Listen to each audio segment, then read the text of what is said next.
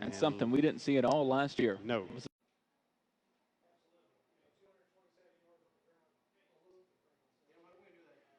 2-1. We're ready for football and ready for the Green Wave. He has been only a junior, over 1,500 yards last. So a costly, by field position, it cost them 13-5 first quarter and won a good game. Good to happen, but I'm not so sure he couldn't have got it. He might have been able to, but it. Gregory, but I'm not positive. Don't quote me. He's okay. To see him get the ball a lot more tonight. Harrison. And first down regardless.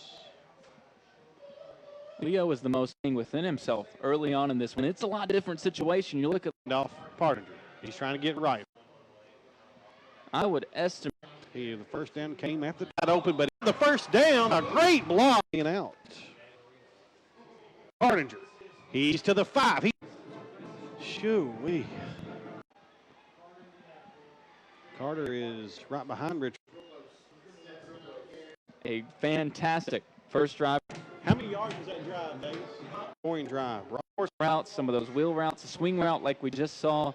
They're going to get it out of the quarterback's hands quick, especially with Case and Brady making his first start. And that was Richardson. You don't expect to see him not make that catch. And one thing I've noticed early on, too, the game plan that we have said that Leo was going to be shadowing Dozier. That has not been the case. Nope. They've been kind of letting Leo roam around outside. Sometimes we've seen him on Richardson. We saw him chasing down the running back on the last play. Brady, bad snap. And it's on the ground, and he picks it up. But they're going to lose about 4 yards. Low snap hit his foot. And they've shot themselves in the foot in the last 2 plays. A drop, and then it was a low snap as well. He dropped it too. But 3rd and long, will they throw it this time? Got to assume they will. And that might have been the last play of the first quarter. We'll see if they get one off. I think they're going to try to. 13 seconds. They're up to the line. 3rd and 13. 7 seconds. They will. Brady and whistles. And Coach Preston didn't like the defense he had lined up, and he called a timeout. And he stormed out onto the field. Yes. To a man. And I don't think we've even talked about this, Tyler, but this is, according to Coach Preston, the first year that he has actually he's calling defensive plays in himself. He is always, for sure the last few years, of course it speaks to what kind of players we had, experienced players, not as much experience on defense this year. He's always let them call their own plays. Yes.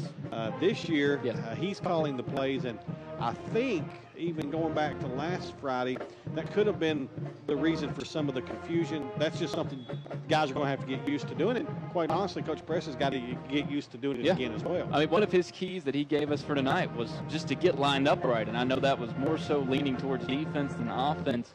And clearly he saw something on that play. Otherwise, with 5 seconds left in a quarter, you're not going to call a timeout. But you got to hope they've got an adjustment now.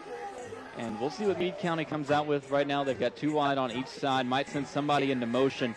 Got to figure they're going to look for Dozier at some point. He's been quiet so far. We'll see what happens. Here's a handoff to Opal. Cross the 35. He's gone.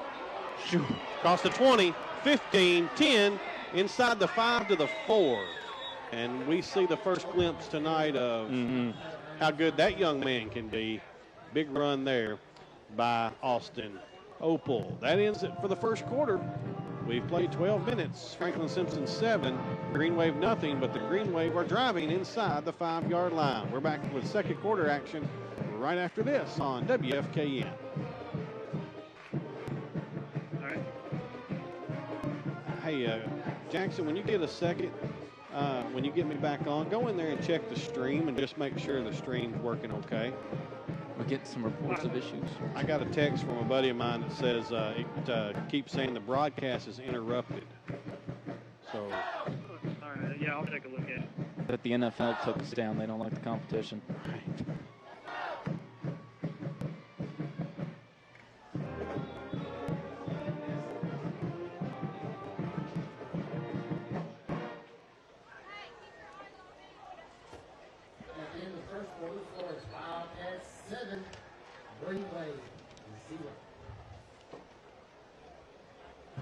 Y'all best keep it that way too. Now he says it's working when I ask him to go check on it. Well, it's working now. He says it's working now, Jackson. So Okay. he All right, texted me. coming in 5, 4, 3, 2, 1. And marked him out at the 5, which I think was not the right spot, but I thought he got to the 4 at least. But anyway, it's 1st and goal from the 5. Handoff, Opal. He's inside the 5 to the 3. Gain of 2. That young man is shifty, Tyler. Yes. On that last play before the quarter ended, you said he was gone, and that was with about 5 defenders around him. But you could just tell by the way he was running, he was going to get past all of them or get through them, really. I mean, he's very, very shifty, very elusive. Obviously, you can see why he put up such great numbers last year and why he was so sought after by many schools in Kentucky. Brady under the center. Pitches back to Opal. Flag down. He doesn't get anything there. Might have lost a yard as they pitched it out to the right. But I'd say that's probably a hold. It is. So that's a favor to the Wildcats. It'll still be 2nd down, but that'll take it back probably near the 15-yard line. Looked like the hold happened at around the 5. And it will be exactly on the 15.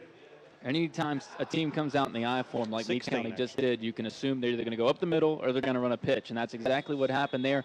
And for an offensive line that is used to blocking out of the gun for that spread read, it is very difficult to try to get outside and set up those blocks without committing a penalty. So that makes it 2nd and goal way back at the 16 now. Now the Wildcat defense has an opportunity to bend but not break.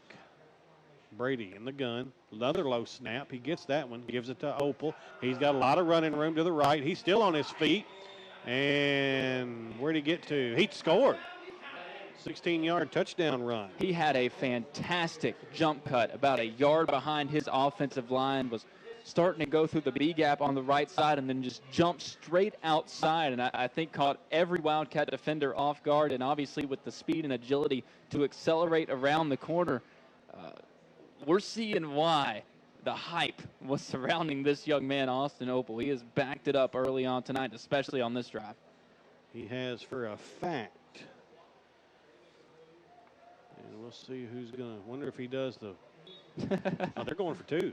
Really? The heck with this kicking a extra point. They're going for 2. Brady takes the snap. It's low. Opal picks it up, and Wildcats snuffed that out. So that kind of tells me maybe they don't have a extra point kicker, Tyler. That's what it's feeling like. And that could come back to haunt later on tonight for sure. I mean, we learned a little something when you send the running back out as your punter, and granted, it was a great punt that he put off, but in a game like this where you've got 2 teams that last year played within 3 points of each other, obviously early on tonight we've seen it go back and forth. An extra point can decide a ball game. Absolutely. We've seen that firsthand many, many times.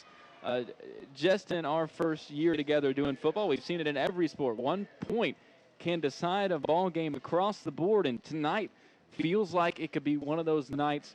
And just like I said, we're going to learn a lot about Meade County on that drive. Obviously, they responded well. How do the Wildcats respond now? The first drive goes perfectly to plan. You've got all the momentum. You're controlling the pace. Then Meade County turns around. Less than 3 minutes, they go 76 yards, 6 plays, scored just like that. How does the Wildcats offense now respond? Do they come out with the same energy that we saw? Do they come out another methodical, long, classic Franklin Simpson drive? Because obviously you can tell you got to keep the ball out of this Meade County offense's hands. And a short kickoff. Gooch picks it up at the 33-yard line. I think it was a horse collar. I think that's a flag for a horse collar. Interesting on the short kickoff there. Yeah. They don't have a place kicker, I believe. No, that's what we've learned firsthand. It's what we've been able to gather. I mean, NASA's not calling me tomorrow to go to outer space, but I can figure that much out. Right. Personal foul on the green wave, so that's going to give the Wildcats really good field position.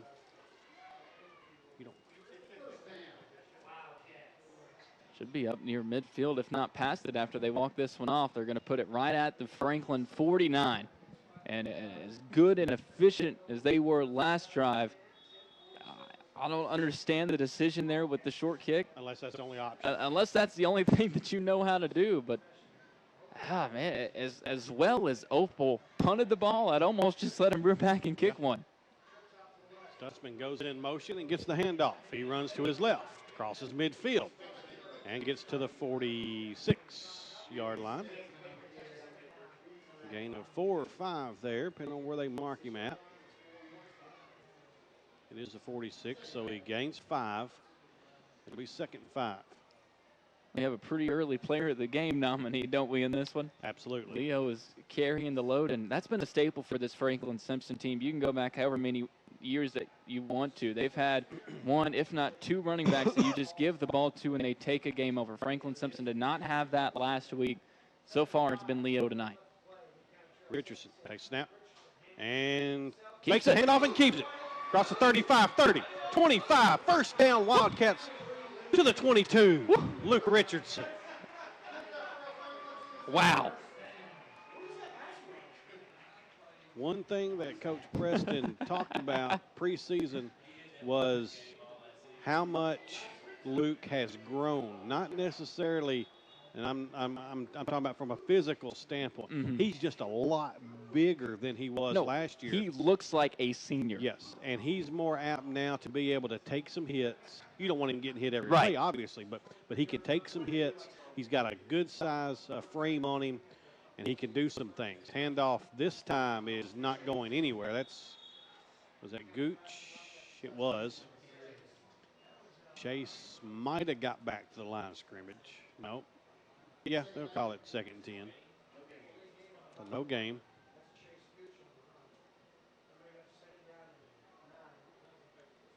And Luke needed this start to this ball game. At the 15-yard scamper earlier that was called back, Franklin Simpson has let him throw the ball a little bit more earlier in this ball game. And as poor of a performance he had last week, granted a lot of it came in garbage time, he needed this start tonight through the air, on the ground, something to get him going. And so far he's had a great ball game too. I'd say he's right there with Leo, the way that he has controlled the offense so far. Meade County is going to take a timeout with 9:11 left here in the 2nd quarter. Looking at some scores from around the area. Logan County leads Muhlenberg County 14-0 at the end of the 1st quarter. Still 3 minutes left in the 1st quarter. Glasgow leads Russellville 30-0. Man. Russellville is going to struggle and struggle some more this season. Halftime, South Warren. Oh, goodness. 44, Warren goodness. East 6 at the half. Our buddy Garrett Browning struggling through that one, I'm sure. Anybody that thought South Warren was going to take a step back, they don't take steps back. Are you talking about Brian Davis? He can hear us. He's right over there. He's right beside us.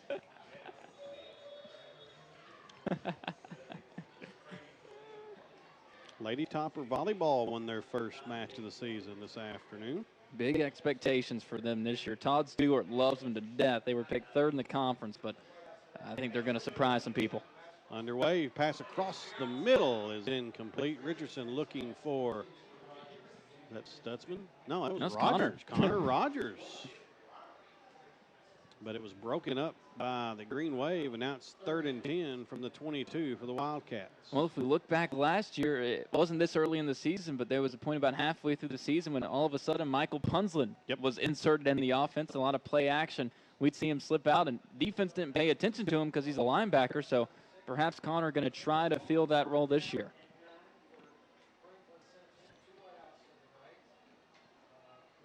.06, 2nd quarter. Richardson takes a snap, keeps it, runs to the left, to the 15, to the 13. Going to be short of the first down. Now the Wildcats will have a decision to make. As we mentioned a couple times last week, we know what last year's team would have done. Yes. 4th and short. There's going to be about 4th and 2, I think. 4th and 3, maybe. 4th and 2 officially. The offenses They're going for show it. No signs of coming off the field. I think you got to give it to Leo here. Just let him make something happen. And here another potentially big spot, big moment in this game. Yep. 4th and 2. Richardson under center. Hands it off to Stutzman. He's trying to get right, and he didn't have it, but somehow I think he's still short. He's short about a yard, I believe. He should have got tackled in the backfield. He gained about 4 more yards than he should have. If it wasn't Leo Stutzman, he probably does get tackled back there, and they're going to measure. It's close. I think he's short, but we'll hope. That was exactly what I thought was coming. Just give it to Leo and have him make something happen. And by golly, he had to, because there were multiple defenders in the backfield. Leo made a couple of guys miss, stretched out to try to get the first down. They're taking their time to get the chain game out to measure it. But they're on their way now, and hopefully this drive continues. It was a great effort by Leo, who has just continued to have a great game. Very encouraging. I'm going to keep harping on this, to see him get the ball as much as he has, because that's going to be huge this season. And they had to come all the way across to our side of the field to measure. And he's short, I believe. He's short. And that's a turnover on downs, about 6 inches short, according to Coach Preston. And I mentioned before that play, that could be a big moment in this game. And Green Wave definitely with some momentum now. Yep.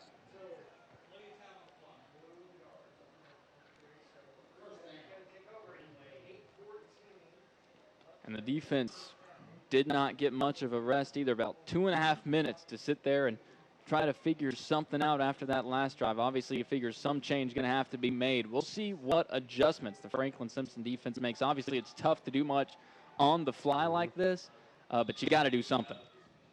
8:14 left in the first half. By the way, Coach Matt Wilhite will be our halftime guest tonight.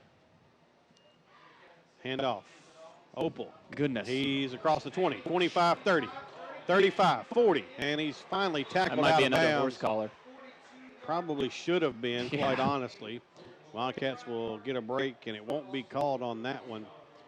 And it's out to the 42, so a 30-yard run by Opal. How many yards he got? Any idea, Tyler?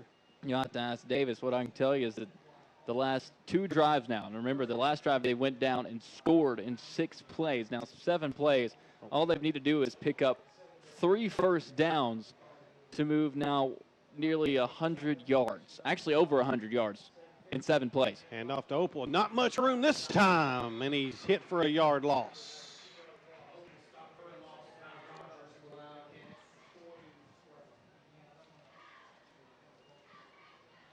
To the 40, so it's a 2-yard loss. It'll be 2nd and 12.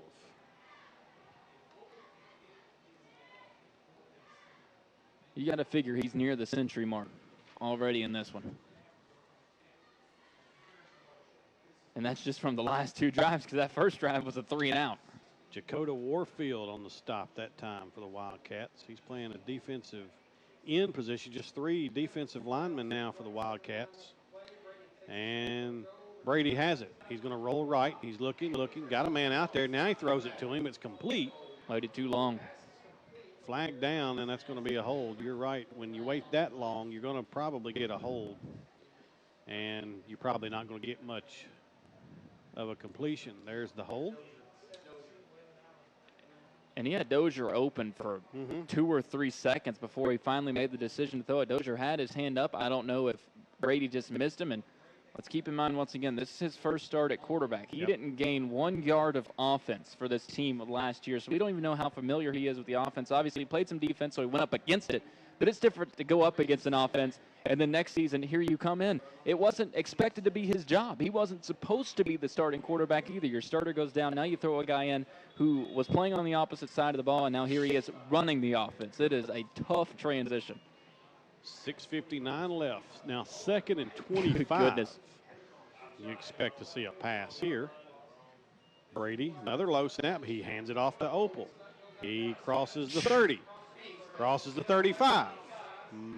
To the 37. He has that, and it pains me to make this comparison, Brian, but he has that Trey Bass-like ability to change direction with the snap of a finger. He did it on that play. He was heading hard right and then just stopped. Straight jump cut left. And he gained an additional 5 or 6 yards just because of that. Little things like that show you why this kid is such a talent. Still 3rd and 14, but that's a lot more manageable than it was for sure. 5 receivers this time, 3 to the left, 2 right. Brady snaps over his head. He'll pick it up. He'll scramble. He's in a world of hurt. And thankfully, he tripped over his own feet. And Chase Gooch, lucky we didn't get a penalty there. And Coach Preston is letting him know about it. I don't know. We've been talking about the place kicker issue for the Green Wave. You think they've got a backup center somewhere on the sidelines? Because they have had some serious issues just with the snaps. So that makes it 4th and 20. And now you've got to punt it away. And the Wildcats should come out of this with decent field position. Well, after the last punt from Opal, who knows? This is true. And he could decide to run it. We don't know what we're going to get with him here. He takes a snap, gets rid of it. Short kick this time. Yes. He didn't have as much time to prepare for that one. And it's down at the 46. And that's where the Wildcats will take over with good field position again here to get this series started. And you want to get the offense right back out there on the field like Franklin Simpson was able to do. You give him a short break, about 3.5 minutes. That's just fine. But the offense, obviously, turnover on downs on the last possession. You're okay with that because they were driving. You look at the first possession, 15 plays. You hold the ball for 8 minutes and score a touchdown. Second drive, you turn it over. But 7 more plays. You were driving, got deep into Meade County territory once again. I really like what we've seen from the offense so far tonight. Only 7 points up on the scoreboard, but looking a lot cleaner, and we've seen more big plays than we saw last week. Handoff to Carter to the 49, give him 3 yards.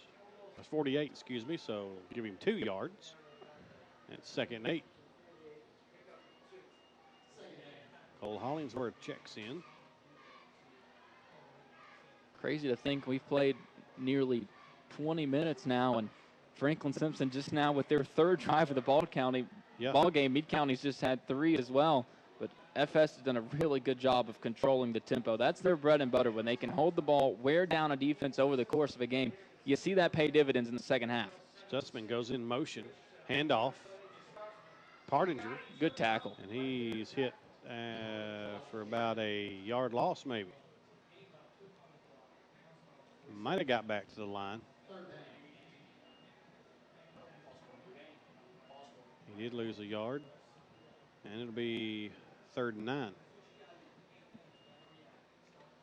Green Wave have gifted the Wildcats the last 2 possessions with great field position. Yep.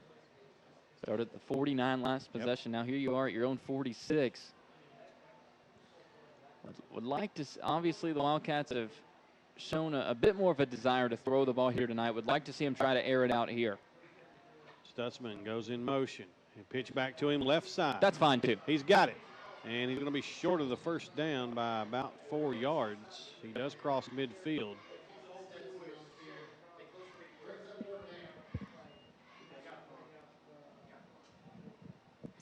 And see what the Wildcats do here on 4th down. Looks like we'll punt. Just inside midfield at the 48. It's 4th and 4. Yeah, with the big plays that Meade County has had on offense, I think you've got to, because sitting at their 48, that could be one play for them to score 6. Try to pin them. If your defense can get a quick stop, give yourself one more chance with the ball. Remember, Franklin deferred in this one, so they'll get the ball to start the second half. Hollingsworth, who did a fine job punting last week, has this one. Gets it away. This one short. Lands at the 30. Takes a Wildcat bounce inside the 20 to the 19. Nice job, Cole Hollingsworth.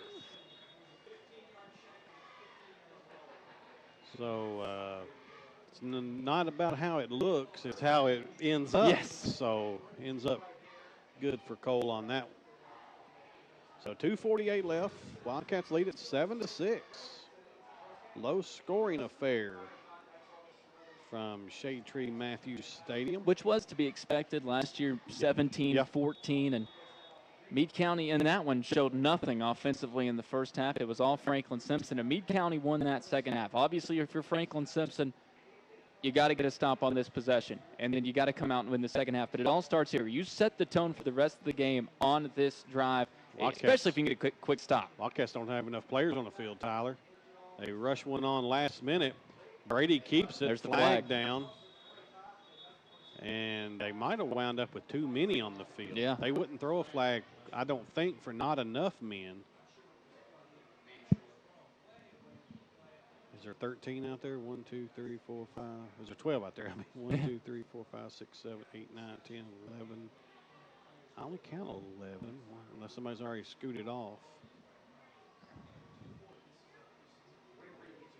No flag. It picked it up, yeah. Yep.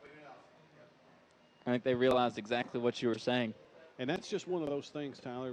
You mentioned that Coach Preston referred to it in the scouting report that he's so generous to give us each week. We got to get lined up right, and right now that's just not happening on a consistent basis, and it's aggravating to him, I know. 2nd and 1. Brady, drop back, pass to Opal. He catches it. Got to make that 30, tackle. 35, 37, and he's down, first down for the Green Wave. Wildcats just not wrapping up on that play. I mean, Tedrick Partinger played it perfectly. Yeah. And then he comes in and tries to make an arm tackle. You got to come in there with the form tackle. Not much excuse you can make right there. 2:20 left. So the clock working against the Green Wave a little bit here as they're still at the 36-yard line. Brady takes a snap. That's a good one. And he throws it. Got a man wide open across the middle, and he's got a first down to the 46-yard line, 10-yard gain.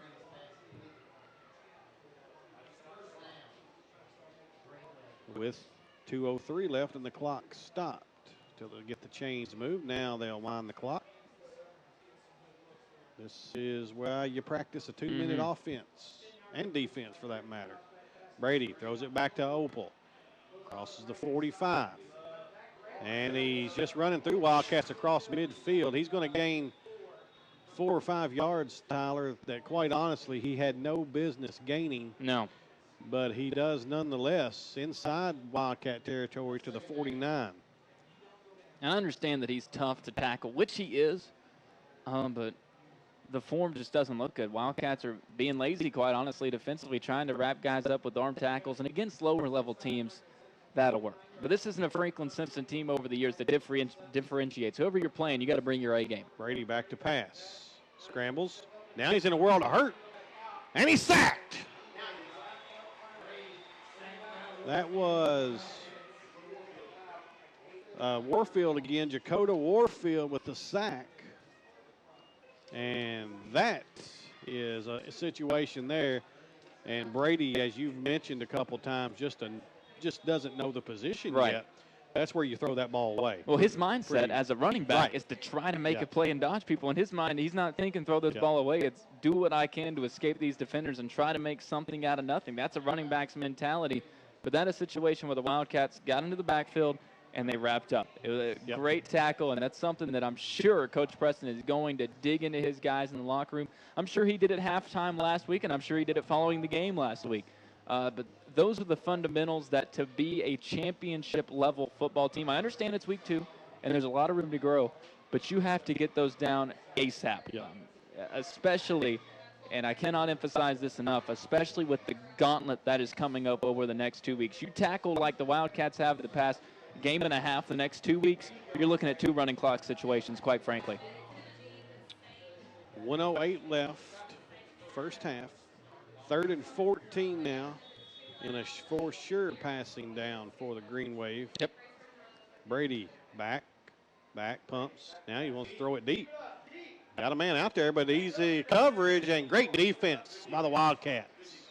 And a great job by both guys in the secondary there to turn and get their heads on the ball They knew where everybody was. If you just go up and try to make a play, even if you're making a play on the ball, but you don't see the ball, they're going to throw that flag immediately just from benefit of the doubt.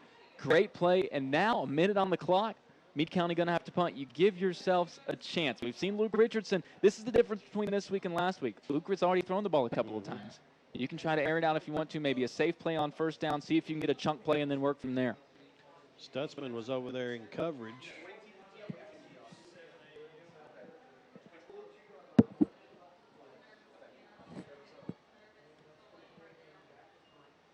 Here's a punt. He gets it away. That's a better one than his last effort for sure. Stutzman catches it at about the 29. And that's where the Wildcats will take over.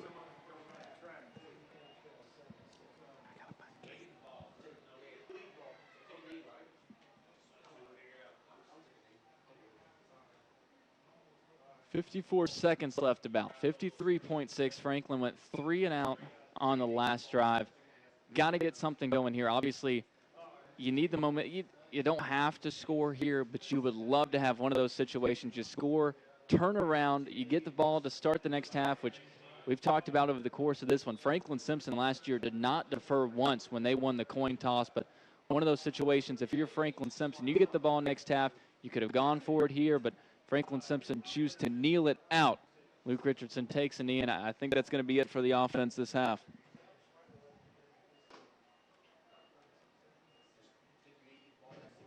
Okay, I'm back. Dad duty comes first. Yes. Richardson will kneel it.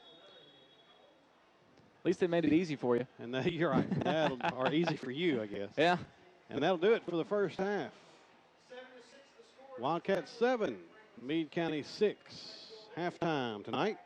Brought to you by HG Staffing and Ruby Branch Farms. The Hall of Famer joins us. After this, you're listening to Wildcat Football on WFKN. All right. All right, go ahead and get me into the halftime and then play those 2 spots and then give it back to me.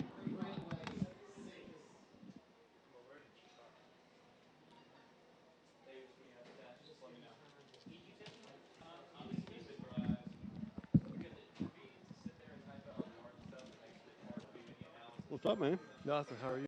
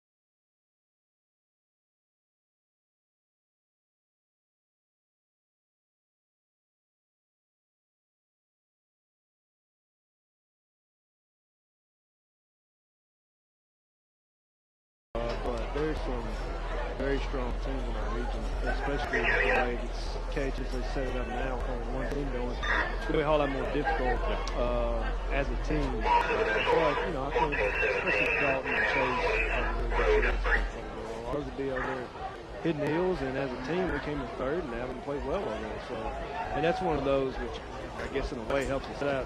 you don't have to swing your driver off the tee all the time. Right. So, sometimes we don't get on the tee box too well. So, but, I know that. yeah, really, me too. But we got the BGIT coming up, and then we play Glasgow, and then we'll go practice over at Monroe a couple times. So, What about the girls? How they doing? good.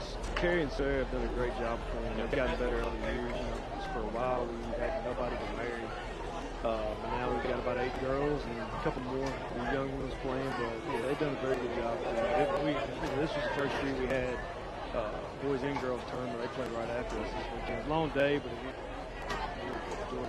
And soccer, both teams are relatively young, but district play again is really where your focus is. Right. The girls have a lot of talent on that team. The boys lost a bunch of key pieces, especially with 2 kids moving, and then we got 2 playing football this year that started. So they're very, very young and experienced, and like I said, hopefully by the end of the year be where they want to be at. So.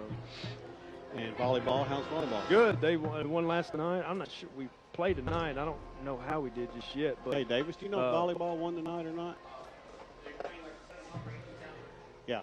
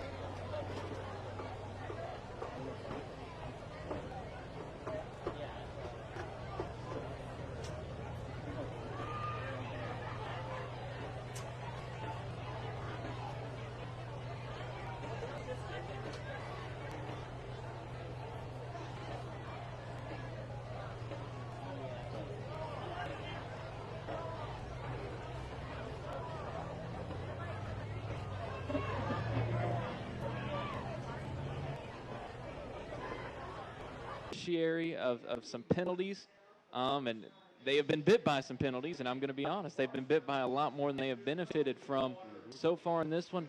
It's been a fairly even game. It's really tough to nail down after that first half and say, okay, one team outplayed the other, but we all know in football, and this wasn't the case last year. It's very, very rare, but whoever wins the second half typically wins the ball game. There are two things that usually determine the ball game: who wins the second half and who wins in the trenches. We don't know who's going to win in the second half. The trenches have been pretty darn even. One of these two teams is going to have to step up late in this ball game, but it starts now. We saw Franklin Simpson come out their first drive of the ball game, set the tone, 15 plays, they milk 8 minutes, take it to the house, and they lead it because of that drive. Right now we got a 1-point differential. It could come down to that 1 point.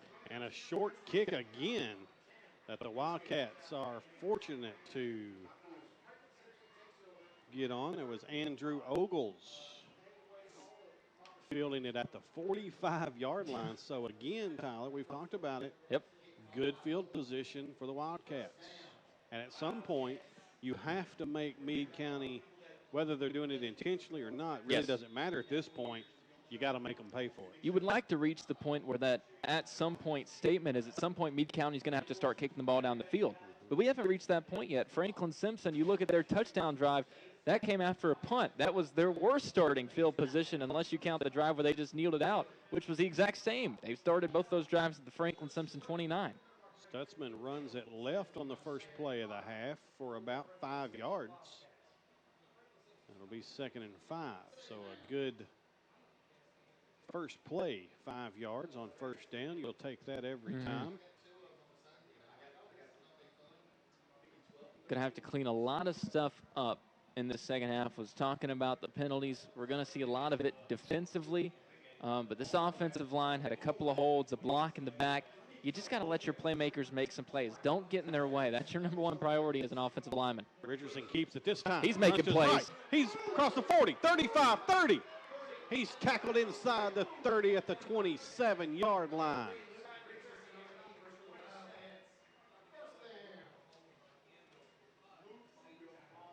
Great run by Luke Richardson. That's Franklin Simpson's leading rusher in the ball game. Absolutely. I don't think we would have expected that year 1 through 4 for Luke as a starting quarterback here, but 52 yards in the first half, scored the touchdown that right now is the difference in this ball game with the extra point that followed, and breaks another one loose there, and this is an opportunity Franklin Simpson has to capitalize on. 1st and 10 at the 27. And the snap. Handoff. Stutzman running right. Got some room. Crossing 25 to the 24. Hole did close pretty quick. Gain of just 3 as it turns out. It'll be 2nd and 7. Leo, 9 touches in the first half. Loved it to death. He's eclipsed that at least 10 mark that I said in terms of what I wanted to see from this offense in this one. The offense has been solid. Only 7 points up on the scoreboard, but besides the penalties, which have been a big thing, there's not too much you can complain about with the offense so far, especially with the runs that we've seen from Richardson. Timeout, Franklin Simpson. That's shocking. 10-10 left third quarter. Wildcats 7, Green Wave 6. We're back after this on WFKN. 2. That's tough.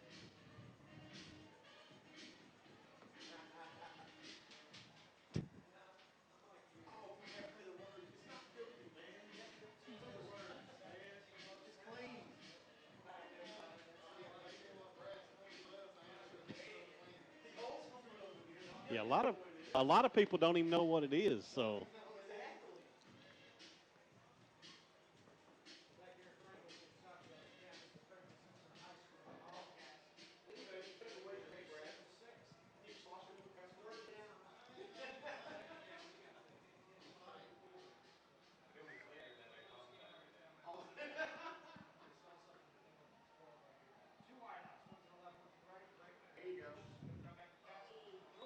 Back in 5, 4, 3, 2, 1. First play after the timeout, a pass for the Wildcats. Incomplete. Looking for Brandon Fisher across the middle. He was open. It falls incomplete. It's 3rd and 7. It was a quick slant across the middle. Throw was a bit low, but it was certainly catchable. And one of those you'd like to have because it would have been a first down. And now you've got a 3rd and 7 situation where pretty much the entire playbook is open here. Stutzman in motion. Richardson back to throw. He's got time, looking, has to get rid of it, and it's almost picked off. Should have been picked off. Should have been. Falls harmlessly to the ground, thankfully. And it's 4th and 7. And not much choice here but to go for it.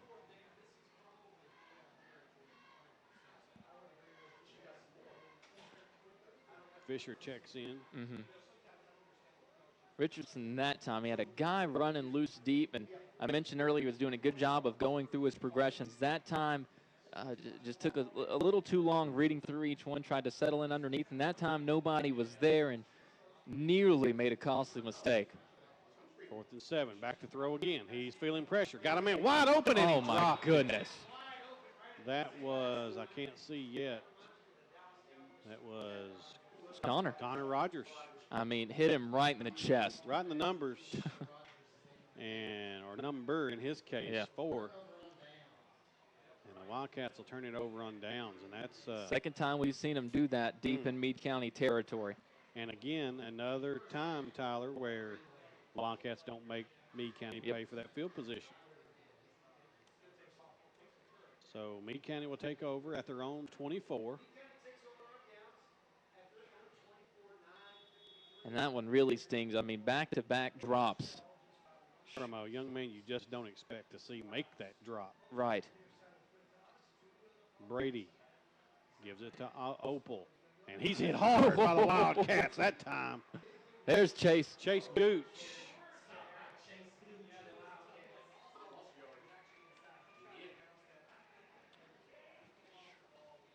Was hoping to hear Chase's name called a bit more tonight. Justin Todd was in there as well from his linebacker position.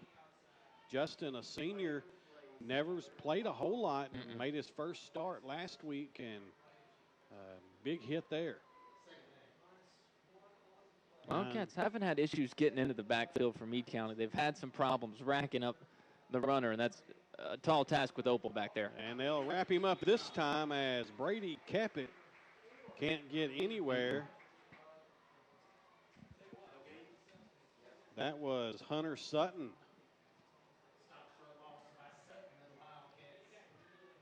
And it's 3rd and 11 for the Green Wave. Connor back there, too. That's what you like. You like to see the ball hawking from this defense, whoever has the ball. That's something we saw from this team last year. As soon as a ball carrier officially started to make his move, as soon as they could identify who was going to be running the ball, 3-4 Wildcats were there just like that. We didn't see that much last week. Would like to see more of it tonight. Brady back, throwing it deep. That ball should be picked off, and it is. Tetrick Partinger at midfield with the interception. Ball was sorely underthrown. He had a man open. Tetrick broke on the ball, however, picks it off at midfield. And again, great field position for our Wildcats. And I love that from Tetrick. This was a Tetrick Partinger player who was expected coming into the season, at least from the outside, to be what now we are looking at Leo Stutzman as. He was supposed to be that bell cow offensively, had some cramp issues last week, comes out tonight, has been very limited on the offensive side of the ball, and yet here he is making a big play on defense. That's what you do as a senior leader on this team. Whatever opportunity you have, make the most of it. Fill your role the best that you can. Wildcats, once again, great field position, have to take advantage. Richardson hands it to Stutzman, and a flag down. That's be a hold on the Wildcats. That's a drive killer. And again, just one step forward, 2 steps back. Quick drive killer. You hate to say it on the first play, but the momentum just stops just like that. As soon as that flag is thrown, the crowd sees it, they quiet down, the players see it. It just stings. That takes you from being well inside Meade County territory back into your own territory at the 42. So it's 1st and 18. The only saving grace to holding penalty is you don't lose a down. Yep.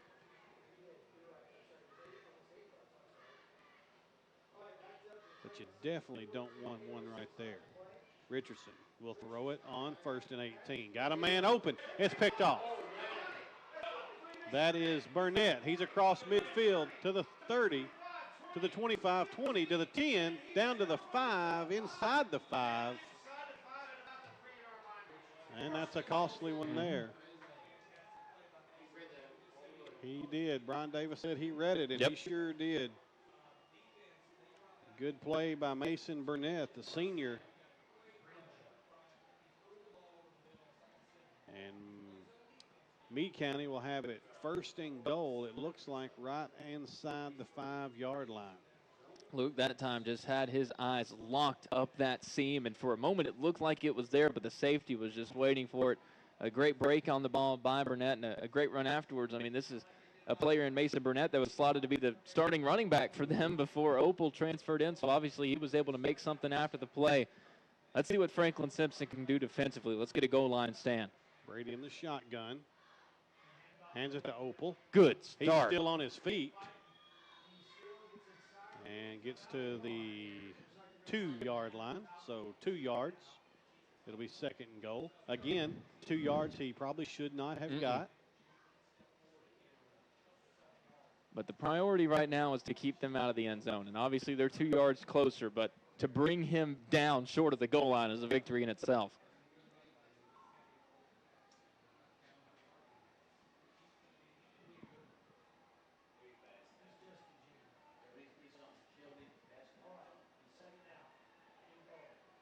So 2nd and goal. Brady up under center this time. He gets under center inside the 5. He gives it to Opal, and I think he's in. Oh, they mark him short. Just at about the 1-foot line. It looks like he fell in on top of the pile. It didn't look like he ever touched the ground, but they roll him down just in front of the goal line. We'll take it. That's our first we'll take it of the night. Yeah. It's 3rd and goal from, it has to be called the 1, but it's actually the 1-foot line. You don't give half yards in football. That would be hard to keep up with. If you're Franklin Simpson, you can't afford to give anything here. No. 3 men in the backfield. He'll keep it. And a flag down. Oh, my goodness. That'll be costly. That's an offensive penalty. He was in the end zone. Yep. Probably with ease. Probably a false start. And offsides on the defense. So that's not hugely costly. You can only go half. You can only get so close to the end zone. It's still 3rd down, but you got to expect the same play here. If I were a betting man, I'd put my money on a repeat play. Because Brady got in very easy that time. He'll take the snap. He keeps it. Touchdown, Green Wave. 6:06 left in the 3rd quarter. A 1-yard touchdown run by Kason Brady for what we assume is his first career touchdown.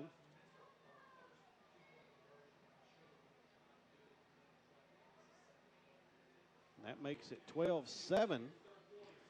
I got to assume they'll go for 2 again. And we'll see.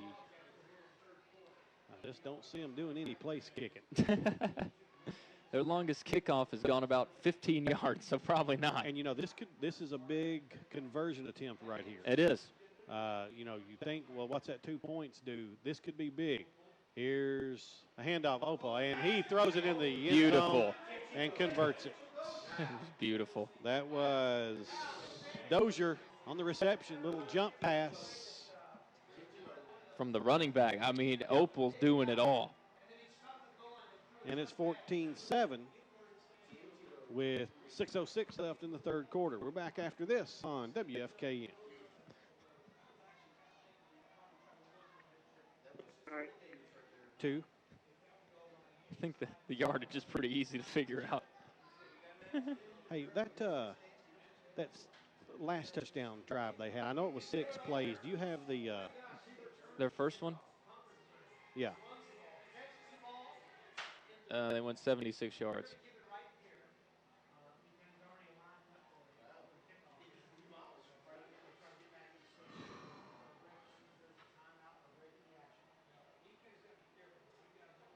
back in 5, 4, 3, 2, 1. Wildcats find themselves trailing for the first time tonight, 14-6. Kickoff is caught by the Wildcats at the about the 29-yard line. What's the worst starting field position the Wildcats have had since their first drive of the game? And that was third time tonight they've started at the 29. That was Gavin Finch with the catch as he fair caught the kickoff.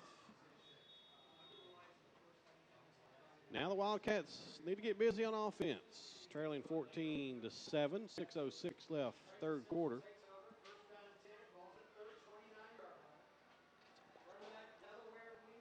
Franklin Simpson, first drive of the game, started at the 29 and went 71 yards and 15 plays for the only touchdown so far. Handoff Stutzman, running right, across the 30, 35. And he's marked out at the 36-yard line, 35. Gain of 6, it'll be 2nd and 4.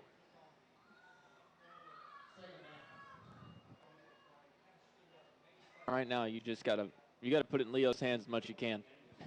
I doubt we'll see the ball in the air. Right. It's like a broken record almost, but it's one of those situations where he has been your best form of offense. Of course, Luke Richardson has gotten it done on the ground as well, but that's more so coming from a surprise factor. Richardson keeps it this time and doesn't have much room. Yeah, I think they figured out now. He's to the He's a threat to run it. 37, so a gain of 2. And it's going to bring up a third down and about 3. And here's our first most important play of the game candidate right here. You have to convert. You do not want the Meade County offense to come right back out on the field. It'll be a 3rd and 2 exactly. Yeah, this is one you just about got to convert.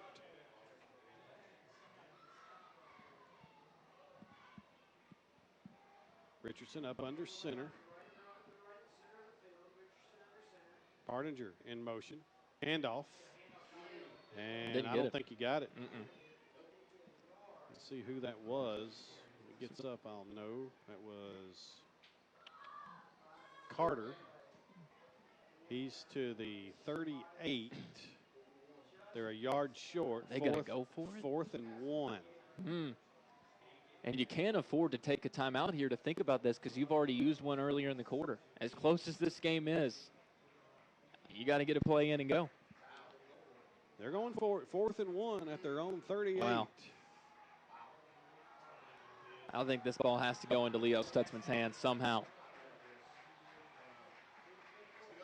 Carter behind Richardson. Richardson keeps it, and I believe he got it. He's to the 40. Knock it across. He needed 1, got 2. That works too. Wildcat first down.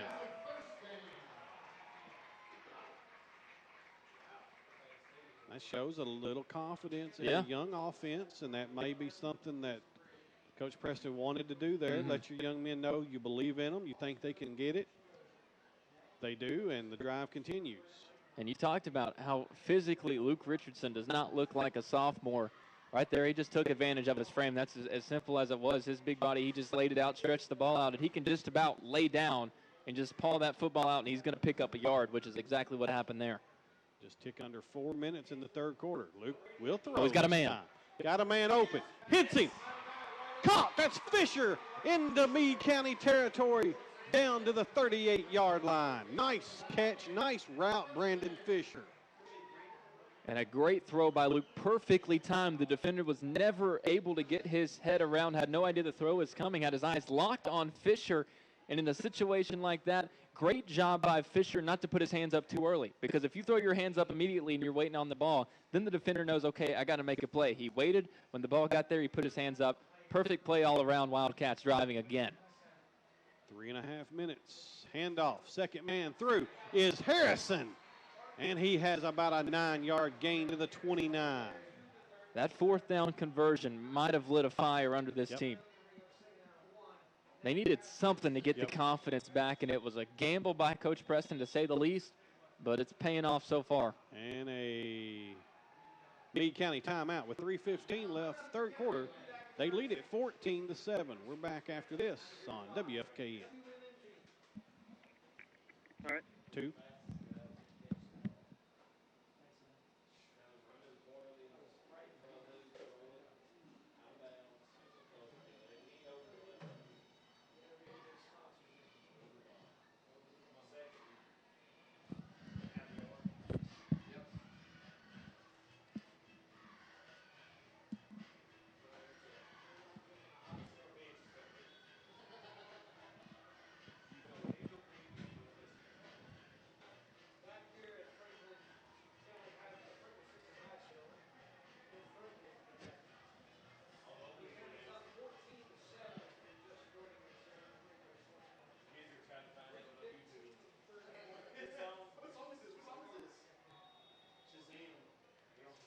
Come back in 5, 4, 3, 2, 1.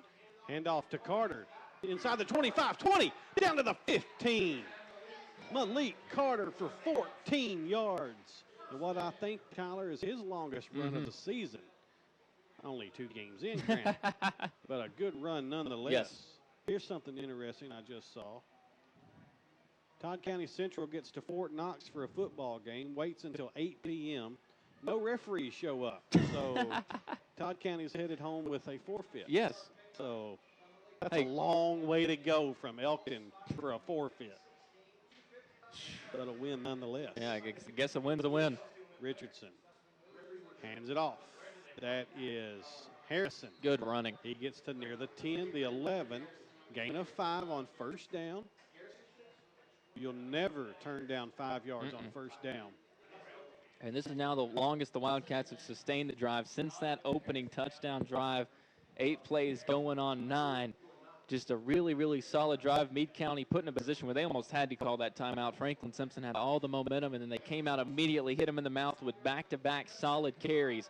There's another situation. We've said it a few times tonight. You got to get points now, especially trailing by a touchdown. You have to finish this drive in the end zone. 2:05 left. Richardson. Handoff. Stutzman. He's got running room to the left. Inside the 5. Into the end zone. Touchdown, Wildcats.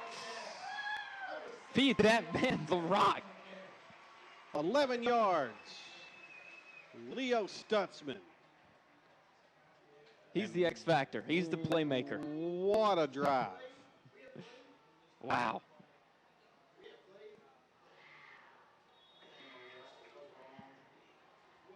With 1:58 left, third quarter. 11-yard touchdown run. Leo Stutzman. And Hollingsworth on for the extra point to tie this baby back up. Snap is low. Richardson does a good job of picking it up and getting it down, and it's good. With 1:58 left, Wildcats have tied it at 14. We're back after this on WFKN. All right. 2. 9 plays, 71 yards, 408. Both their touchdown drives have started at the 29. Hey. Got to do what you got to do. Who knows where this game goes if we don't go for it there, or if we don't get it, obviously. Right. Man. 3 first downs on that drive. And that pass to Fisher, I mean, that's huge for everybody. I didn't think we'd throw the ball, especially not on that drive. Luke is playing a well of a game. He's right there with Leo for MVP.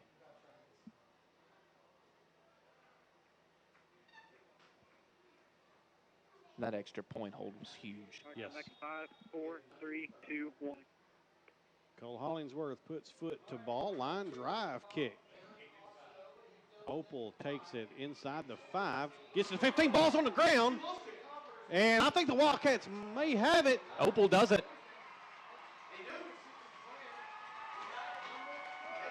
They're going to say that he was down. No way. That's just wrong. That's wrong. He was neither down nor did he have that ball. That last scoring drive by the Wildcats, by the way, 9 plays, 71 yards, and 408. Scoring drive brought to you by Brent Thacker and Robin Walton, part of your all-star insurance team at Ohio Valley Insurance. Give them a call, 270-253-5016. Farm insurance, car insurance, insurance, whatever you may need. Child insurance. Yes, which I'm probably going to need if mine don't before this night's over.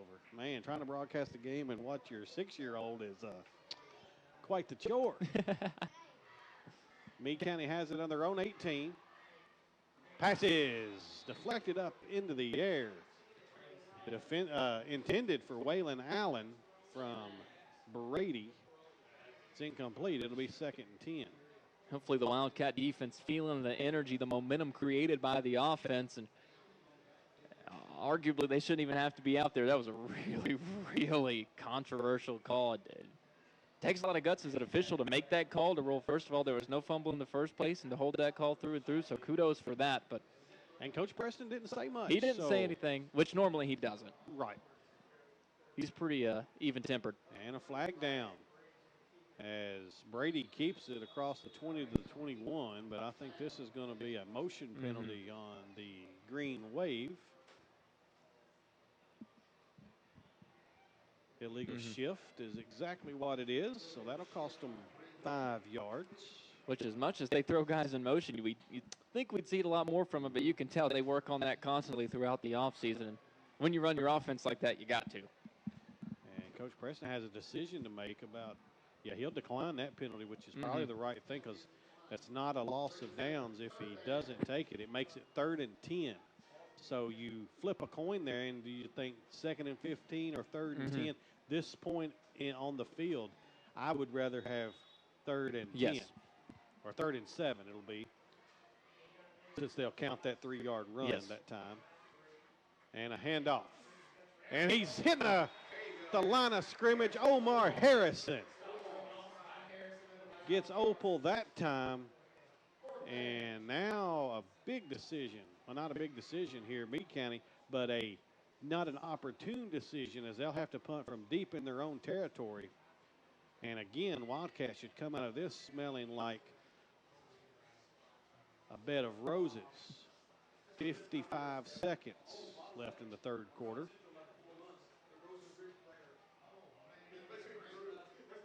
Opal, the running rugby punter.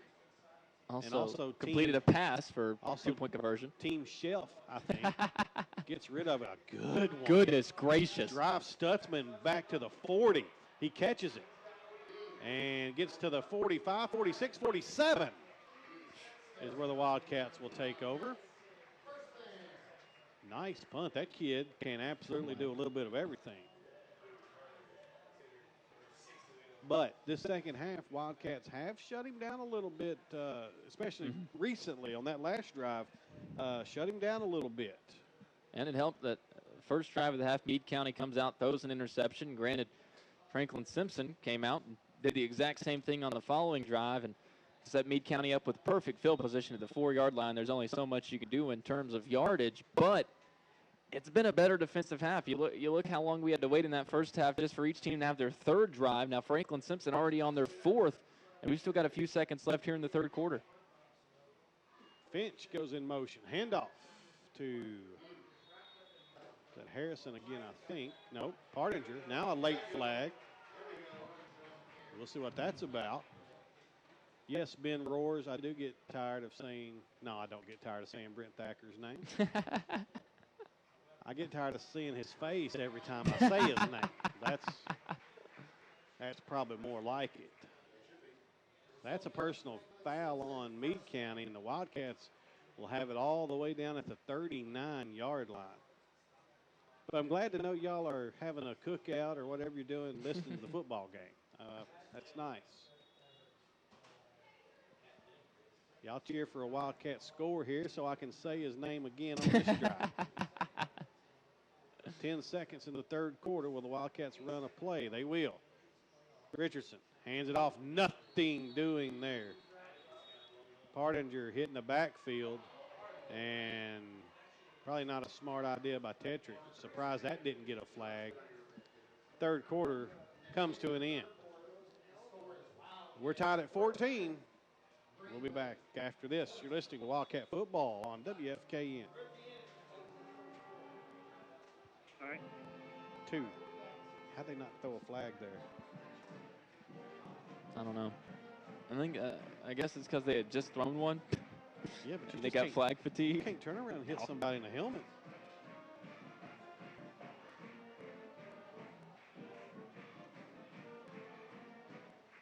That is that's a will take it moment, because that should have been 15. Yeah.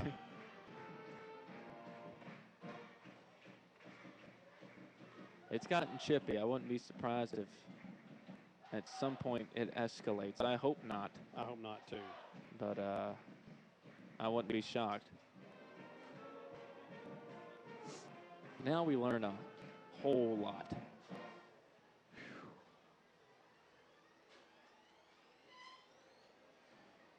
Come back in 5, 4, 3, 2, 1. 12 minutes to decide a winner in this one. We have figured out nothing yet, other than these two are Ain't that the truth? These are two pretty evenly matched football teams. Tied at 14 with 12 minutes to play here as we get the fourth quarter going. Richardson takes a snap, gives it to Stutzman across the 40 to the 36-yard line, gain of about 8.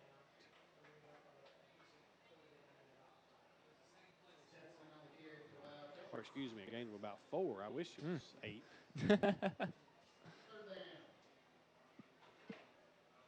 They'll only give him 3, actually. 3rd and 7. Really interesting to see what the Wildcats dial up here. Do you put the ball in the air here? Hollingsworth checks in, has the play. You got two options, and so far tonight, the Wildcats have gone with both. Number one, you can air it out, and there's been faith in Richardson tonight to make the right decision. Number two, you can run the ball, and if you do, it's probably Leo Stutzman. So we don't get paid to make those decisions. We'll see what the choice is. Here's a snap. Richardson wants to throw. He gets rid of it. Ball's deflected. It's caught. Oh, my Stutzman goodness. catches it, crosses 30, 25, 20, 15, 10, 5. Out at the 1. A 35-yard deflected pass play from Richardson to Stutzman, and some great downfield blocking, most notably, Tyler, by Cole Hollingsworth. Yes. Absolutely laid a man out so that Stutzman could get anywhere. Figured some way, somehow, that ball was going to Leo Stutzman, whether they ran it, whether they threw it, deflected at the line. Leo heads up play to come back and get it. And if he has the ball in his hands, I don't care where he is on the field, I don't care who's around him, he's got a chance to make a play. And that right there was all that was, playmaking. Yep. And so far tonight, he has been the difference maker for Franklin Simpson. Now you have to punch this ball in. Ball's Luke may at the take it 1. himself. 1st and goal. Richardson under center, takes a snap. Oh, Turns around, gives easy. it to Carter. Touchdown, Wildcats.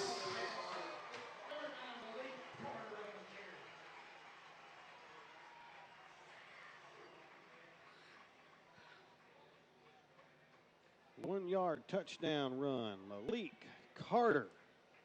And the Wildcats regain the lead.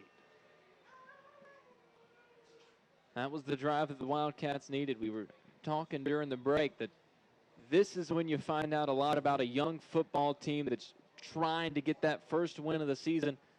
Yes, this is the team that's won back-to-back state championships, but a lot of turnover. And they don't have to learn how to win again, but they have to learn how to win with this unit and the cards that they have. Off to a great start here in the fourth. Hollingsworth's extra point is perfect. Automatic. And the Wildcats lead it with 10:49 left, 21-14. We're back after this on WFKN.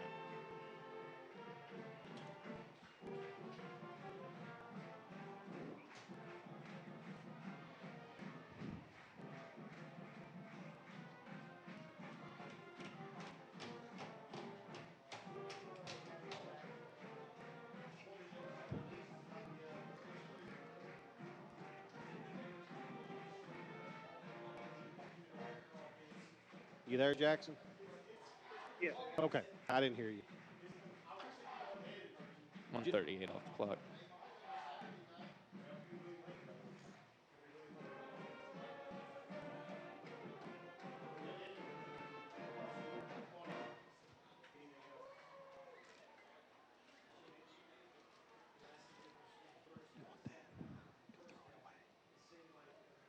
back in 5, 4, 3, 2, 1.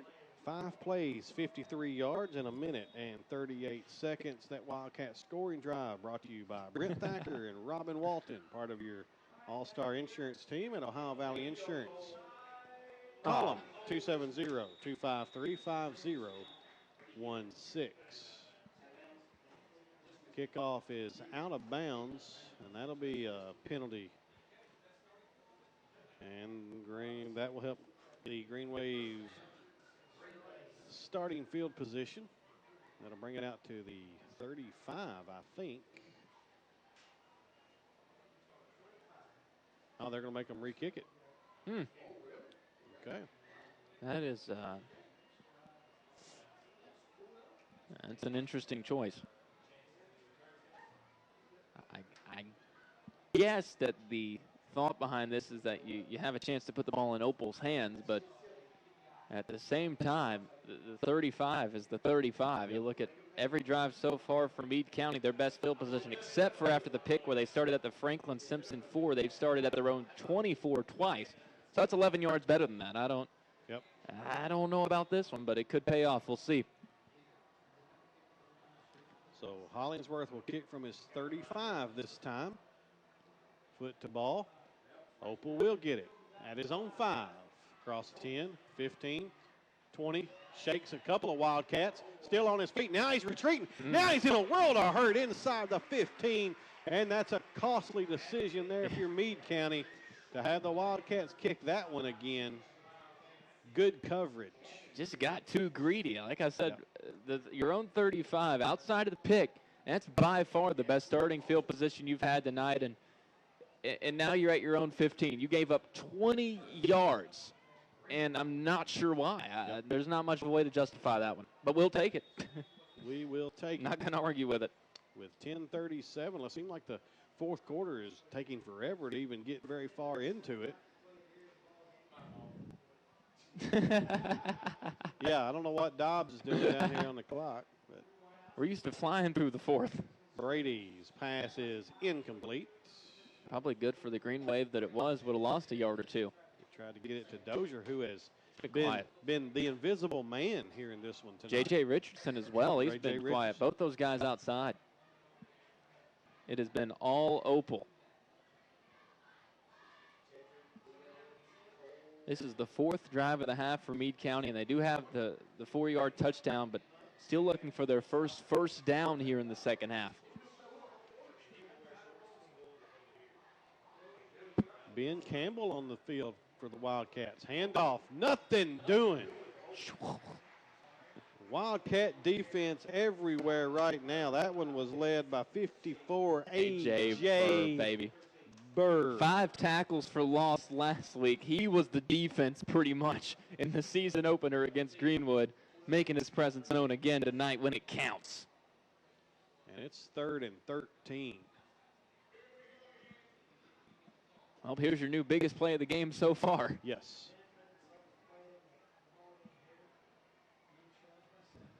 We tick under 10 minutes. Brady back to pass. Throws. It's caught. That's Opal. He's got some running room. He's going to have a first down, I'm afraid. Ooh. He does. Yep. Out to near the 30 to the 29 yard line. So a 16, 17 yard gain there on 3rd and long. Wildcats lead at 21-14. That one hurts. That one hurts. As difficult as Opal is to take down, when you've got 4, 5, 6 opportunities to do it, you got to take advantage of one of them. And that's been probably the biggest issue with this defense. Of course, the penalties, but when you're out there during game time, first chance you get to tackle a guy, more often than not, you got to take him down. That's what good teams do. And whistle blows before Meade County can run a play. I'm not sure what.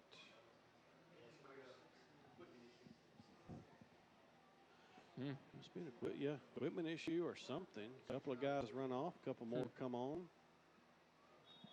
Fortunately, neither of the guys going off were Opal. Right. And here we go.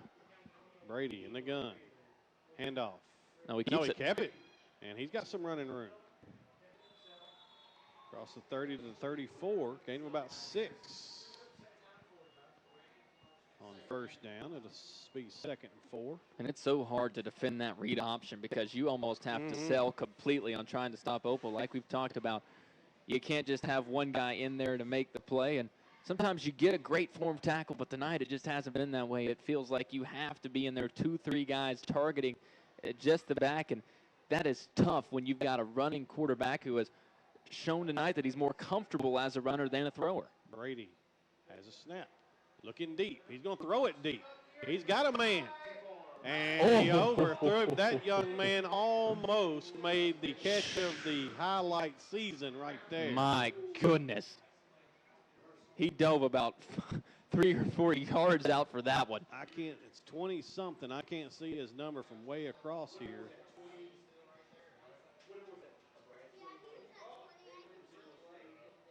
Caden says he can see his number. What's that tell you about the difference in age here? Add in 20 what? 21. Nathaniel Yazzle. Was a heck of an effort. Almost made a highlight reel catch. It's 3rd and 4. Good throw ball. Yes. Brady runs right, keeps it. Got a first down. Across the 40, 45, 46. Gain of about 12. Needed 4, got 12. Just put the Franklin Simpson defense in a really tough spot there. Speed option, running outside. If you're Franklin Simpson, your number one priority, do not let him make that pitch. But when you sell so hard, you give Brady himself a gap to run. He was able to recognize that, wasn't locked on making that pitch because at heart he's a running back. He wants to pick it up himself if he can. Does just that, and Meade County have moved the chains a couple of times early on this drive. 3 receivers left, 1 right, and the snap's on the ground. Brady picks it up, hands it to Opal. He's to midfield, a gain of 4 on first down. So that's a good job by Meade County of taking nothing and making a little bit out of it. It's a blessing as a quarterback when you drop the snap and you look up and right beside you is Opal and you're thinking, man, I can just hand it off to him and he'll get us 3 or 4 and just get us something on another bad snap. That's been the biggest issue if you're Meade County you're pointing to after this ball game. 2nd and 6, 7:15 to play. Wants to throw, complete. And that's to Burnett. And he's right at the marker, Tyler. I'm not sure if he got it or not. I mean, he is. He's right on it. Right on it. They'll have the referee come up and give his opinion. I think he's a tad short. They'll measure. It is about as close as you can be. 6:53 left in the game. Franklin Simpson leads it 21-14, but Meade County driving here.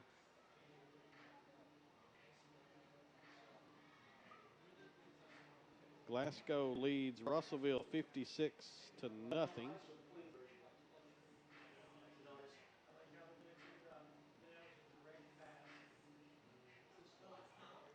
Oh, it is close. He's short.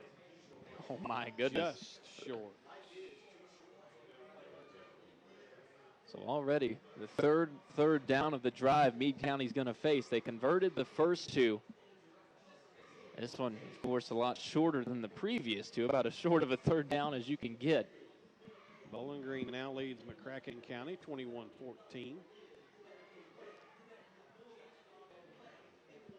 That would be a huge win for a Bowling Green program that, by their standards, expectations not as high as we've seen in the past. A lot of turnover there. We've talked about all the moving pieces and guys you got to replace here. It's been that way over in Purple Land as well. That would be quite the win early on this year. Brady in the gun. 4 receivers. Wants to throw left. He's got a man out there. He overthrew him, thankfully. That was a touchdown. You better believe that was a touchdown. That was number 18, Levi Stoll, and he was about as open as you can be. Falls incomplete, and it'll be 4th down and about 6 inches. And I guess the thought process there is they're going all in on the 4th down. They know if they don't pick it up, you've only got about 6 inches to go. We've seen Brady do it himself. We've seen Opal just about every time he touches the ball, he's guaranteed to make a couple of guys miss. And we'll see if they go for the quarterback power here. He keeps it, and he has first down.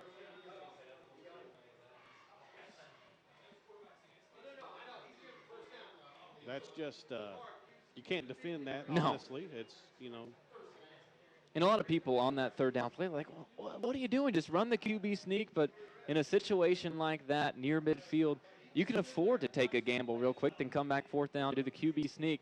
Already now, they've had just 3 first downs, but 10 plays on this drive. They've had the ball for over 4 minutes. The way that they're running this possession, this could end up being Meade County's last chance to tie this game up if they keep the same tempo that they have so far. 3 receivers right, 1 to the left. Opal to the right, now the left of Brady, and a whistle and a delay of game. Wow. They've milked the clock just about before every single play. That's why they've run so much clock off on this drive already. That is a costly, if you're Meade County, penalty. You go from 1st and 10 now to 1st and 15 back near midfield. 48 to be exact with 6 minutes exactly to play in this one. Wildcats lead at 21-14. Brady takes the snap, pumps, wants to throw deep. He's got a man. He way overthrows him that time. Going to get interference. Going to get a pass interference call on the Wildcats. Debatable whether that ball was catchable or not. Probably wasn't, but we talked about this earlier. When a defender makes a play like that, first of all, he had no idea where the ball was. It wasn't an attempted play on the ball at all. It was just all contacted with the receiver. And that's just a smart play by the receiver that time to put his hands up like he's attempting to catch the ball. We talked about it earlier on a Franklin Simpson pass play. If you're a receiver, you throw those hands up and the defender isn't looking at the ball, he's going to assume that it's coming in and you've got a chance to make the play. So it's just instinct to try to do something to prevent it. That time it comes back to bite, and ultimately that probably is the right call. It's debatable, like you said, whether it's catchable or not, but as a defensive back, you've just got to know better. You got to know in that situation, you've got to at least attempt to turn your head. If that happens, if we see the helmet flick back towards the ball, that's just an incompletion. Well, that costs the Wildcats 15 yards down to the 33, and now whistles blow again. And, yeah, the chains are not in the right spot. That's important. Yep. And now they'll get reset. 5:53 left in the ball game. Wildcats clinging to a 21-14 lead. Come on, defense. Brady on 1st and 10. Gives it to Opal. He runs left. Cuts back. Not much doing. Maybe a yard. And a late flag. Don't be on the Wildcats. Meade County's clapping like they believe it is. It got chippy towards the end of the third quarter, and there was the incident with Tedrick where we were both like, man, that, honestly, that probably should have been a flag. Dead ball, personal foul on the Wildcats. And there's another 15 yards. So there's 30 yards in penalties, Tyler, right here on this drive within the last minute. That the pass interference, okay, those type penalties are going to happen. That one, you just got to make the tackle, get up, and go make the next one. 5:35 left now. Meade County has it down at the Wildcat 18. This is where you make up for it. Brady, wide receiver screen. It's caught, and he has a first down, I think. We'll see who made that catch. Richardson, according to Brian Davis. You couldn't see his number. He's got his jersey rolled up in the back. So. Here's a number I can give you, Brian Talley. Coming into this drive in the second half, no first downs for Meade County. They've got 6 on this drive, going on their 14th play. And they've done it all in just around 5 minutes thanks to the penalties. 1st and goal at the 8. Brady has it. Handoff. Opal. He's dragging people into the end zone. Touchdown, Meade County.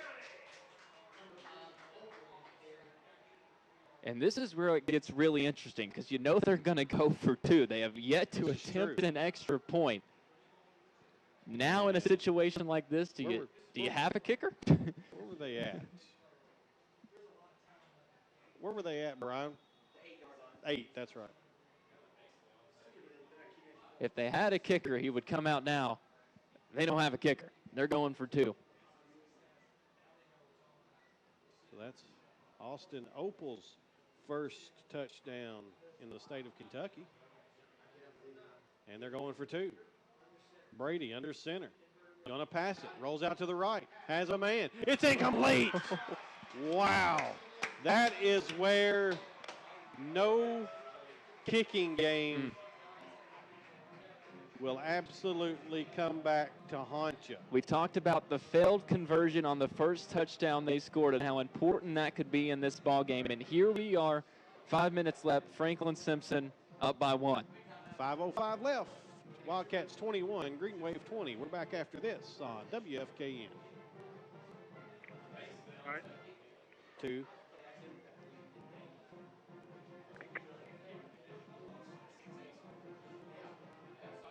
That was a Franklin Simpson drive. Yep.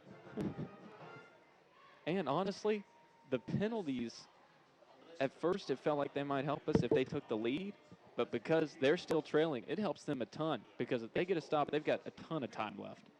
So now the penalties hurt double.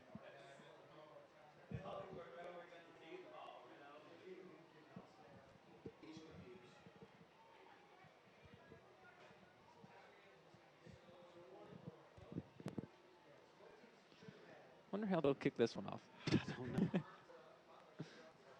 I would not be surprised to see him pull out All an right, second onside.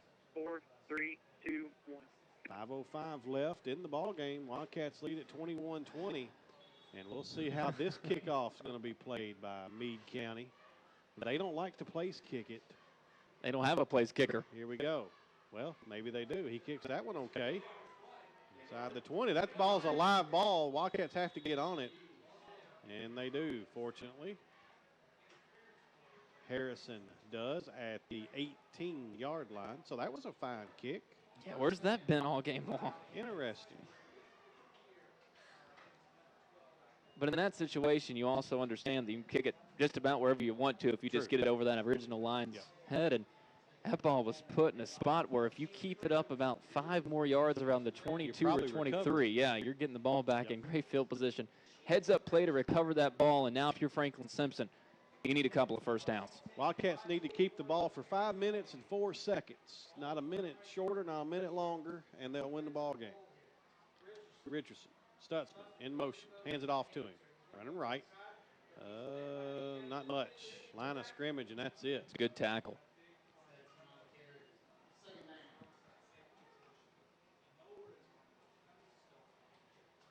Wildcats will just let the clock run.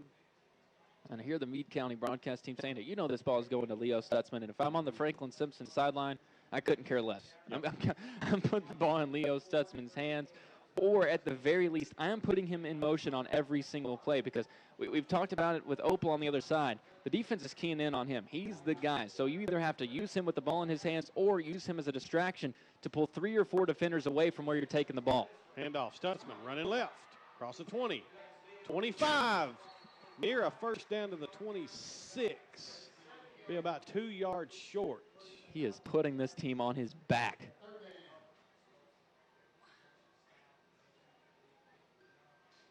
They will mark it at the 26 and a half to be exact. So a yard and a half on 3rd down. We'll have to call it 3rd and 2.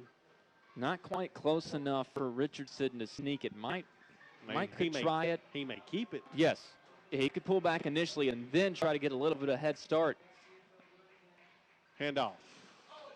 Carter, and I don't know. Don't think he got it, No. Tyler. There are very few times when I'll question play calling, but Let's see. that's one of those Referee situations. I don't know about that one. Taking a look, and we'll measure again. Last year, I think that right there is a situation where you're too used to what you had last year because last season you give that ball to Carlos McKinney, you don't even have to run the play. It's an automatic first down. This season, especially in this game, the way the game has gone, that ball's got to go into Leo Stutzman's hands. Chain gang has got quite the workout tonight. Yeah, they have. And they'll stretch it out. He's going to be short. Mm-hmm. Yeah. You got to kick short this by about a foot. With 3:21 left, clinging to a 1-point lead. What do you do here if you're Coach Preston? We're going to find out. I think they're going for it. They did earlier. I think they're going for it. It was the swinging factor in this game. They will mark the ball exactly. No hesitation. He's sending them right back out there. Between the 32 and 33-yard line. Here we go. This could be. Now you can try to sneak it. Yeah. Now you're close enough. No Wildcat, pre-snap penalties. You may hear the Wildcat fans get behind their young men now. The snap. Richardson keeps it. He's got the first down, I think. Oh, Meade County sideline doesn't.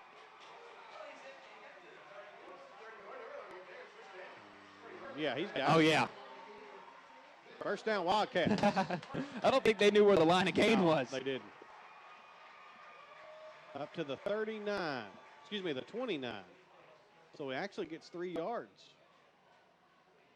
But you need one more. You got to have move another the chains first down. one more time. Yeah.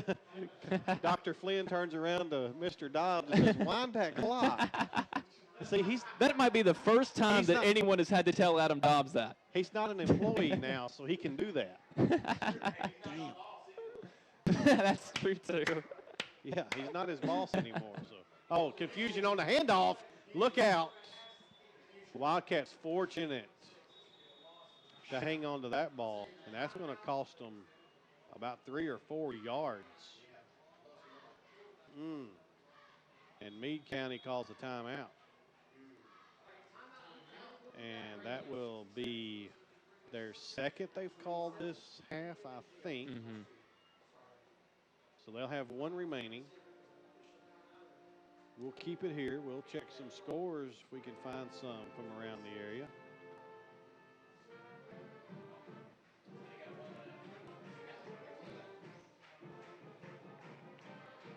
No luck so far. Oh, into the third quarter. Bowling Green 35, McCracken County 14. Wow. Bowling Green absolutely putting it to McCracken County. That's a statement game, to say the least. Yeah. It is for sure.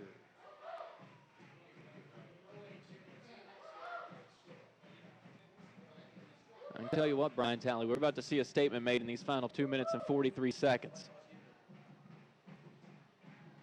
Yes, we are. Wildcats have it 2nd and 12. Richardson under center, takes a snap. Ball's on the ground, picked up by Meade County, and they run it down to the 10-yard line.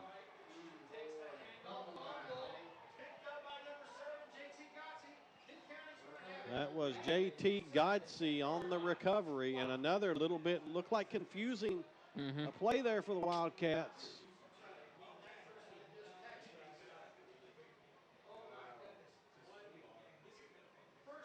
And it'll be 1st and goal at the 10 for Meade County.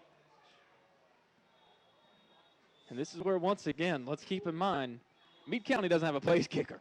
Yep. It's touchdown or bust for them. And the Wildcats want a timeout with 2:36 left, clinging to a 1-point lead. We're back after this on WFKN.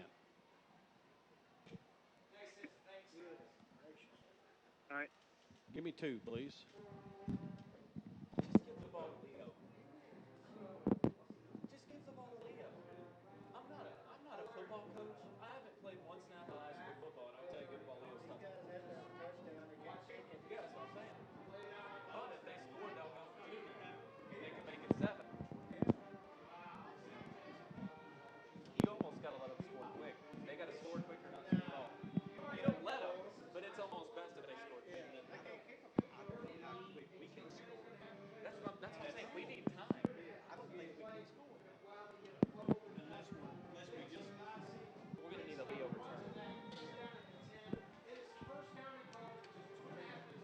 We ain't back yet, are we?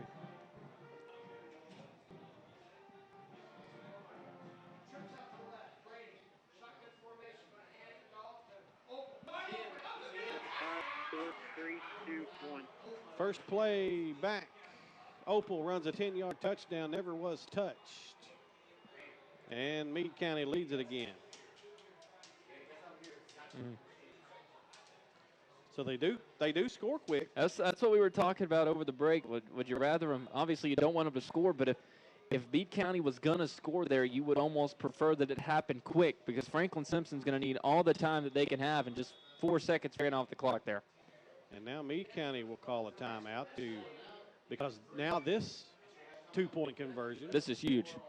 Becomes huge because they're only up 5. Yes, Franklin Simpson, if they don't convert this 2-point conversion, Franklin Simpson walks off with a touchdown. No extra point needed, no 2-point conversion after that. If they convert 2 here, then the pressure's on Franklin Simpson. If they can score number 1, do you roll the dice, go for 2 for the win? Or number 2, you got to knock down that extra point, and that puts a whole lot of pressure on Cole Hollingsworth if that's the case. But number 1 priority right now, we can't think that far ahead. You got to get a stop here. Here's your new biggest play of the game candidate, and it's not even close. So that's a 1-play, 10-yard drive. 4 seconds. And 4 seconds. And here we go for the 2-point conversion. Brady under center. Takes a snap. Pitch back. And Opal gets to the 5, and that's it. He won't get it. So a huge stop by the Wildcat defense, and you give yourself a chance, as you said now, to walk it off. You just got to put the ball in the end zone. You don't have to worry about anything after. Well, if you score, you got to get back out there on defense, but you don't have to worry about that extra point. You don't have to draw anything up for the 2-point conversion. Right now, you have to put the ball in the end zone. 2:32 left, 26-21. Meade County leads it. Now it's going to be really interesting to see what Meade County does with the kickoff, because we saw in that last one that they can get it down the field a little bit, but in a situation like this, Leo's going to be back. You don't want to get it down the field to Leo Stutzman in this situation. If you're Meade County, the last thing you want is the ball in his hands. Do you go back to that squib kick that gives Franklin Simpson pretty good field position, or do you risk it? Really tough decision right now, and you hear all the time about how important special teams are, and I know a lot of people just brush it off, but we have seen it tonight in many, many ways, and we're about to see it again here. So the Wildcats will send a couple back deep this time. Leo and Tedrick. And this kicking game for Meade County, you just don't know what they're going to do. And that's a tough position to be in as a special teams unit if you're the Wildcats. Every guy has to be ready for the ball to come near them. Yeah. Here we go. Kick is away. And the Wildcats will fair catch it. It's dropped and picked up inside the 20 at about the 18 or 19-yard line. So there's about the worst case scenario for that one. Yep. So the Wildcats will have a long way to go, but 2 minutes and 30 seconds to get there, and 1 timeout or 2 timeouts? 2, I think. And this is where the timeout that was called very early in the third quarter could come back to bite as well. You got time to try a couple of runs if you want to. The clock will stop with a first down. That is very beneficiary. But at some point during this drive, Wildcats are going to have to throw the ball. Yep. They'll start at their own 19. 81 yards away from pay dirt and a win. Richardson rolls out, wants to throw. Does. Gets it complete to Stutzman to the 23. Gain of about 4. Got to hurry up.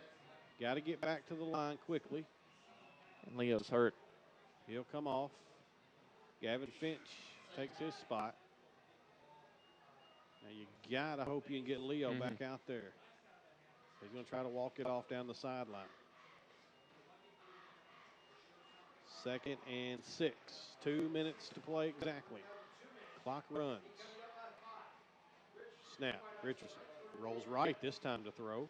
Does. Complete. Partinger. He has a first down, I believe. He stays in bounds, but they will stop it long enough to move the chains. When the ball is set and the chains are set, the clock will wind with 1:48. That was a good effort by Tedrick to pick that one up. Had to really stretch for it. Now the clock ticks. Wildcats just now getting in the huddle. And Leo back in the ball game. At the 20, at the 30, they'll call it. Looks like the 29. Irregardless, long way to go. Handoff. Stutzman. Across the 30. 35. To the 37. Got to go. Get up and go. Get up and go. A minute 15. And a timeout. Wildcats. Wildcats just not killing too much time between plays. Not showing much urgency in a situation where you'd think you'd have more than ever. You got the ball at 2.5 minutes to work with. You've already run a minute off the clock, and yeah, you gained about 20 yards, but in this situation, 20 yards every minute, that's just not going to do it. That's going to leave you about 30, 40 yards short. You got to get going. And like I said, you had some time to try a couple of run plays, and the Wildcats have taken advantage of that. And with a talent like Leo Stutzman, you got to. That's the most surefire way to put the ball in his hands. And in this situation, he's probably going to have to be the guy to make a play. But now the pressure is on Luke Richardson. Now something's got to happen. You don't have to get it all in one play. Understand that. Clock stops with the first down. You still got a timeout in your back pocket. A minute and 14 seconds is a long time in the game of football. You don't have to force it down the field, but you can't take a sack. You got to get the ball out of your hands. And if you're feeling pressure, you can't just sling it. You cannot have an intentional grounding either. A lot of pressure on a sophomore quarterback, and now Wildcats in the gun. Richardson is indeed in the gun, and the snap goes over his head. Back to the 20-yard line. He gets on it. And that is the sure sign of not ever hardly being in the gun. Clock ticks inside of a minute now. 55 seconds. Now you got to go. Third and a long way for the Wildcats. Richardson takes a snap. Going to get rid of it. Throws it. Right side. Almost picked. Falls incomplete. It'll be fourth down.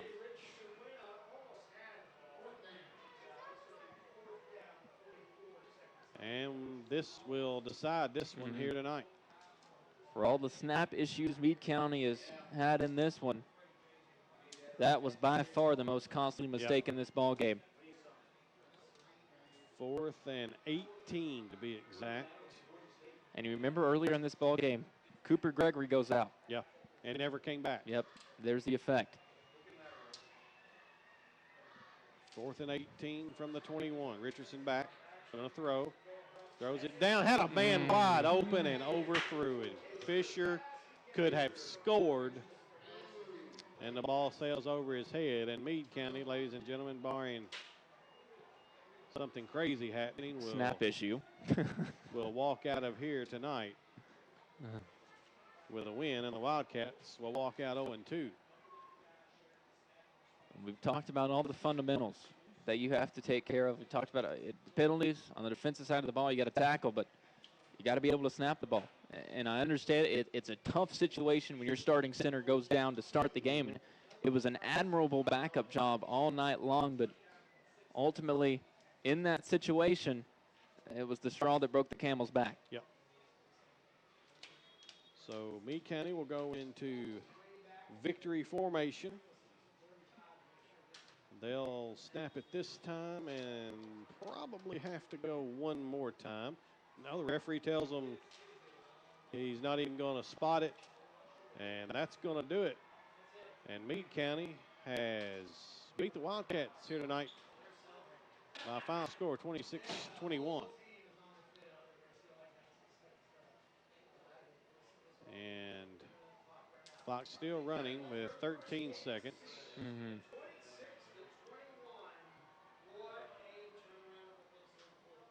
Wildcats will drop to 0-2.